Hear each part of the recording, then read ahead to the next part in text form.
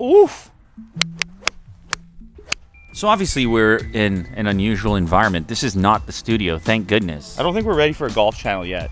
Golf tech. Not it. Nope. Closer.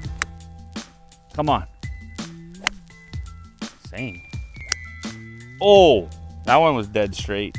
So this gadget's a little bit different from what I would normally look at, but I'm excited to try it out because it is different and it's in a category that I haven't really looked at before. It's from a company called MILESEEY and it's the GenePro G1 and it might be like the most advanced rangefinder out there. There's a chance you don't know what that means, but essentially you point this thing at a target, it tells you how far that distance is. It has a huge touchscreen on it. It has a bunch of different functionality, including GPS. And I suppose it's going to improve your game.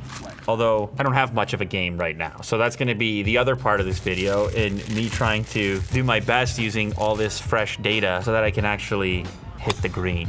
Oh yeah, look at that, it's up there. That worked. This is what the device looks like. It actually has a really kind of robust feeling to it and it's dominated by this screen on the exterior and this will actually show you a graphic of the hole that you're playing. The entire thing is charged up over USB Type-C. A nice carrying case here, some paperwork. Here's our braided Type-C cable to charge it. We have a cleaning cloth for the lens. So it's gonna fit in here and be protected, whether that's in your golf bag or in your golf cart. It's also got a carabiner clip. This thing becomes like an entire interface for your golf game. It will keep track of the distance of your shots. You can use it as your sort of digital scorecard, and there's an app that goes with it that allows you to sort of catalog all of that information. So at this point, it makes sense for us to just get out on the golf course.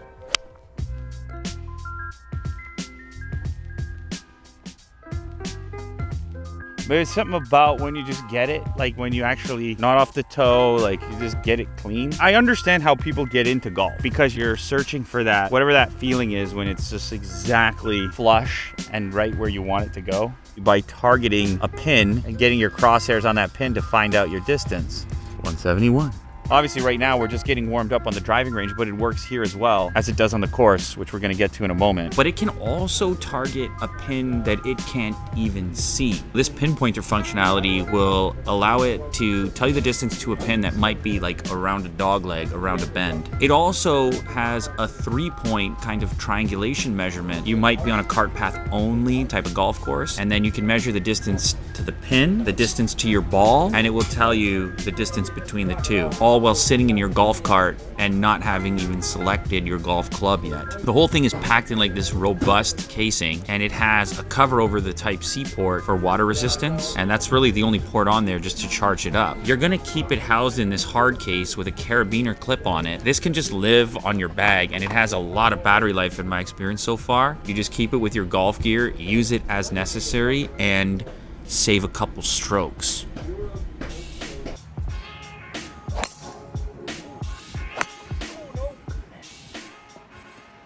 Don't put that one on there. Right? Honestly, I've never used a rangefinder before, and it's like I started out with one of the most advanced ones possible. It's unusual to have a screen directly on the rangefinder. The GPS has identified the course that we're on, and it kind of auto-populates the holes as you travel from each one. This is not the best moment for me to actually lock onto the pin currently because this is a long hole and I can't really see the pin, but maybe on the next shot.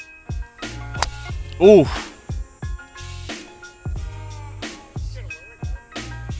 The other thing to mention is just how that slope section works. You can see that it's engaged here, but you can turn it off, and that's important apparently for tournaments. I don't play in tournaments. I love the tech and the gadgets, and actually, surprisingly, I've been able to make some shots here, and I don't know how much credit I should take, or maybe it's all range. Maybe it's just, yeah, heavy dose of rangefinder. So in this case now, I'm standing on the fairway and the pin is all the way down there. And so we're gonna try the sort of traditional rangefinder moment through the lens and then try to lock onto the pin.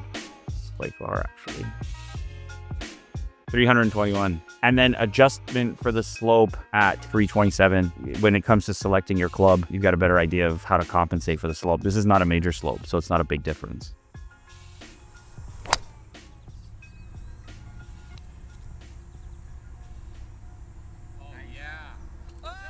There we go! Who do you think you are? I am! I have no business making that shot. I have no business making that shot. If you look at the map here, you can see that the pin is around the corner. And if I click this button, I can actually get my measurement to like a layup position. Using the touchscreen, figure out where I want to hit my initial shot and then what's remaining afterwards. So if I could hit it to the middle of the fairway, maybe 250, that'd be great. And then it's another 100 to the pin from there. It's like being able to see around the corner, plan your shot. It's pretty cool. Yes. I think that's exactly what you want to do. We'll see when we get up there, but I'm pretty sure it's exactly what you want to do.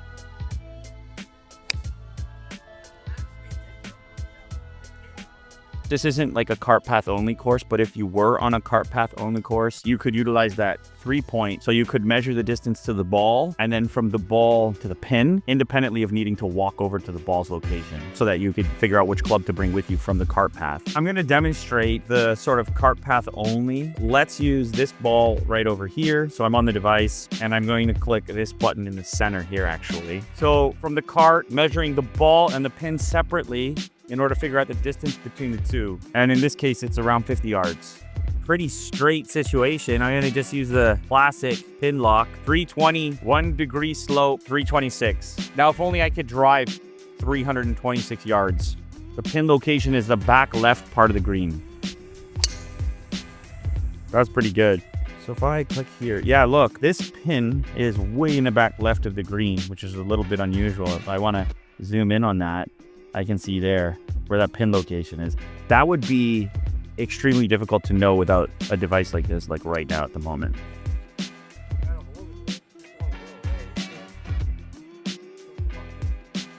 All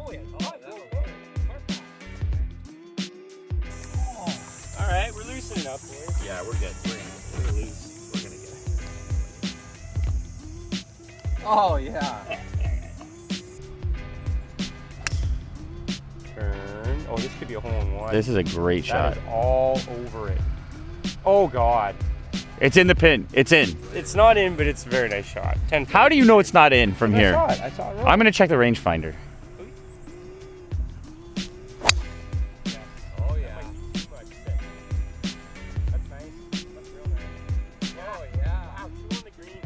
This is really a comprehensive set of features in one device. And I love the fact that you don't have to use your phone, you don't have to use your watch, you kind of just pull it out all in one. User interface is there, touchscreen is there. Some of the key functions that also differentiate it would be the layup functionalities. This can save you strokes if you're not trying to get to a pin that isn't really reachable. You can find the correct spot for that layup and still be able to reach the pin on the next shot. That might be hard to do visually, especially if you're playing a course that you haven't played before. And the other cool thing is this pinpointer functionality, which allows you to figure out the distance of the pin even if it's slightly out of sight. The coolest part about it is it just becomes a part of your golf kit. It's got this hard shell case. You can keep it hooked up to your bag and it just goes where your bag goes and it goes wherever you golf. And when you need it, you pull it out, check it out, take your shot, become a pro golfer. That's how it works, right, Mo?